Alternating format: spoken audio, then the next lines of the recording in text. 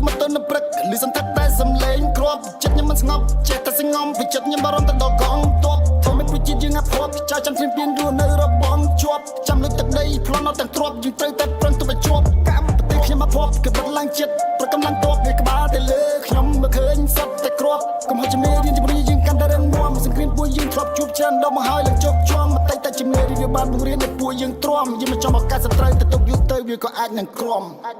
ខ្ញុំមិនខ្លាចការពារទឹកដីបើសត្រូវឆ្លៀនពៀនក្នុងនាមចិត្តជាទាហានគ្មានពាក្យថាខ្លាចខ្សៃស្រីចិត្តបារាដំណើរការជោគជ័យ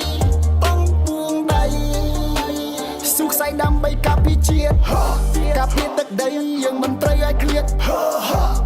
កើតមួយជាតិត្រូវក្លាហានចាំងមួយចានបត់ចូលទៀតបំមានចោលលួចបន្លំចាប់វាធ្វើអត្តឃាតកុំឲ្យខាងលេងបន្លំទៅអន្តរជាតិ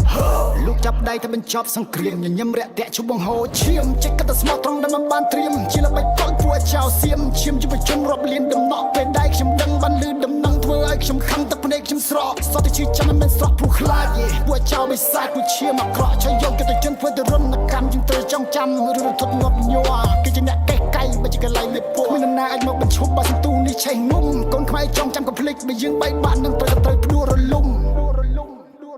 ខ្ញុំមិនខ្លាចការពារទឹកដីបើសត្រូវឆ្លៀនពៀនក្នុងនាមចិត្តជាទាហានគ្មានពាក្យថាខ្លាចខ្សែស្រីចិត្តបារាដំណើរការជោគជ័យ